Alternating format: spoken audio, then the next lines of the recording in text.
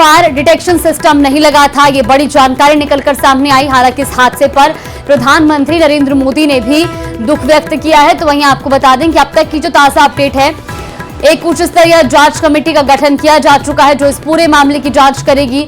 FSL की team ने भी मौके पर पहुंचकर साक्ष्य जुटाए हैं। लेकिन इस बीच मरीजों के परिजनों का धरना प्रदर्शन जारी है। उनसे विपक्ष के नेता और विधायक भी मुलाकात करने के लिए पहुंचे और अब मांग की जा रही है कि जिम्मेदारों पर कार्रवाई की जाए। हमारे साथ हमारे संवाददाता रोशन लाइव जुड़ गए। रोशन, लगातार वहां पर परिजनों का धरना प्रदर्शन जारी है, फिलहाल ताजा हालात वहां के एक बार बताइएगा। ये बिल्कुल देखिए, इस वक्त में एसएमएस हॉस्पिटल का जो ट्रॉमा सेंटर है उसके बाहर मैं मौजूद हूँ। यहाँ पर जो परिजन जो हैं उनका जमावड़ा है वो देखा यहाँ पर जा सकता है।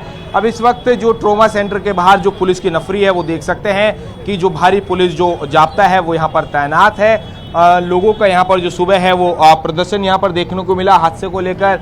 ये ट्रॉमा सेंटर का जो दूसरा जो फ्लोर है जहाँ पर देर रात्रि जो है वो अग्निकांड हुआ था, जिसके अंदर कहा जा सकता है कि कई लोगों की जो है वो जान चली गई है। अभी भी जो कुछ लोग हैं वो हॉस्पिटल के अंदर सीरियस जो स्थिति के अंदर जो है वो एडमिट है।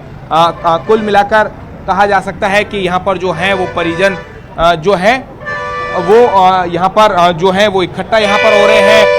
पुलिस जो डीजीपी हैं राजीव शर्मा वो भी यहाँ पर पहुंचे हैं। नेता प्रतिपक्ष जो टीकाराम जूली हैं वो यहाँ पर मौजूद हैं। इससे पहले देर रात्रि मुख्यमंत्री भजनलाल शर्मा, डिप्टी सीएम प्रेमचंद बैरवा, गृह राज्य मंत्री जवाहर सिंह बेड़म सहित जो तमाम कहा जा सकता है कि जो यहाँ पर जो मंत्री हैं, अधिकारी है वो यहाँ पर पहुंचे थे। लेकिन सबसे बड़ी ये जो बात है कि आखिर इस हादसे के जिम्मेदार कौन है, अभी तक मुख्यतः 2 वजह सामने यहाँ पर निकल कर आई है कि जब देर रात्रि जो आग लगी शॉर्ट सर्किट की वजह से तो स्मोक उत्पन्न हुआ, तो स्मोक डिटेक्टर पूरी तरीके से काम नहीं कर रहे थे।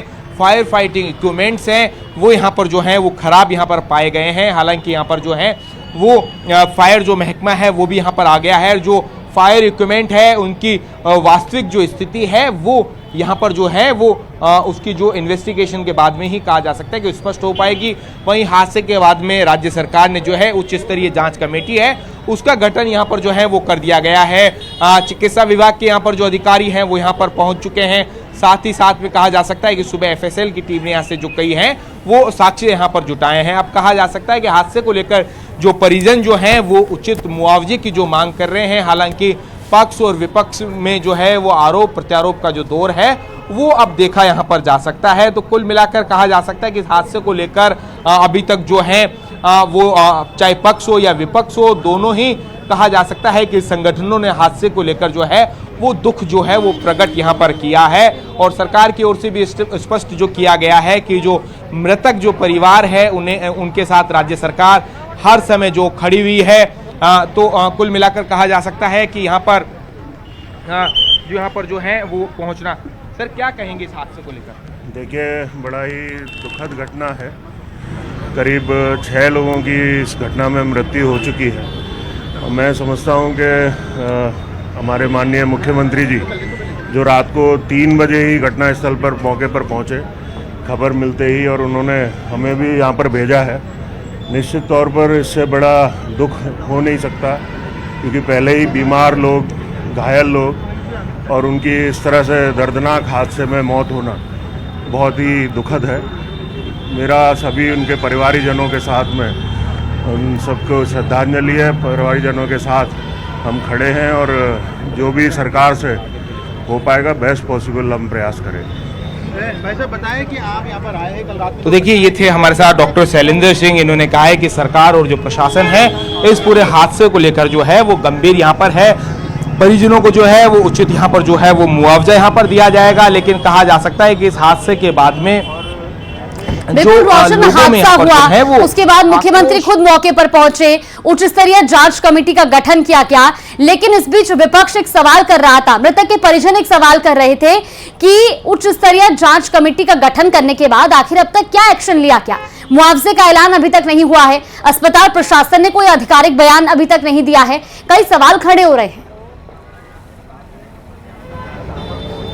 ये देखिए, सरकार की ओर से स्पष्ट कर दिया गया है कि जो इस हादसे के अंदर जो मृतक परिवार हैं, घायल परिवार हैं, उन्हें उचित जो है वो मुआवजा दिया जाएगा। मुआवजे का हालांकि जो है वो घोषणा यहाँ पर नहीं हुई है, लेकिन सरकार की ओर से इसकी जो वास्तविक जो रिपोर्ट है, फैक्चुअल रिपोर्ट है, वो जुटाई जा रही है। साथ ही साथ में सरकार की ओर से भरोसा दिया गया है कि जो पीड़ित जो परिवार है उन्हें सरकार की ओर से जो है वो उचित जो है वो मुआवजा दिया जाएगा।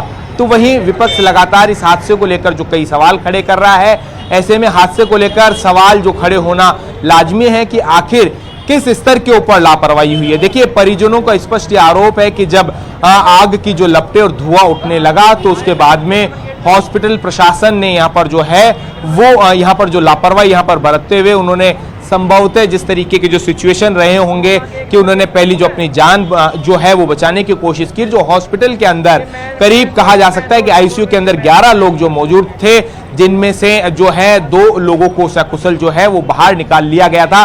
2 पेशेंट्स को, एक पेशेंट्स की जो है वो हालत काफी जो गंभीर यहां पर बताई जा रही है। हॉस्पिटल प्रशासन की ओर से अब तक 6 लोगों की जो मौत की जो है वो पुष्टि की गई है। हालांकि जो मौत का जो आंकड़ा है वो ये बताया जा रहा है कि अब तक 8 लोगों की जो है वो मौत हो चुकी है। तो ऐसे में कहा जा सकता है कि जो प्रशासन जो है वो इस पूरे हादसे को लेकर उच्च स्तरीय जांच कमेटी जो है वो यहाँ पर जो गठन जो है वो यहाँ पर जो है वो कर दिया गया है। उसके बाद में आप ये यहाँ पर देख सकते हैं कि यहाँ पर डॉक्टर शैलेंद्र सिंह यहाँ पर आए हैं। जो यहाँ पर जो मृतक जो महिला थी उनके परिजन यहाँ पर जो है वो धरने के ऊपर बैठे हुए थे और उन लोगों को ये समझाने की कोशिश की जा रही है कि राज्य सरकार आप लोगों के साथ है, उचित जो मुआवजा है वो यहाँ पर जो है वो दिया यहाँ पर जाएगा। डॉक्टर शैलेंद्र सिंह ने अभी हमारे से बात करते हुए ये स्पष्ट कहा था कि राज्य सरकार की संवेदना जो मृतक जो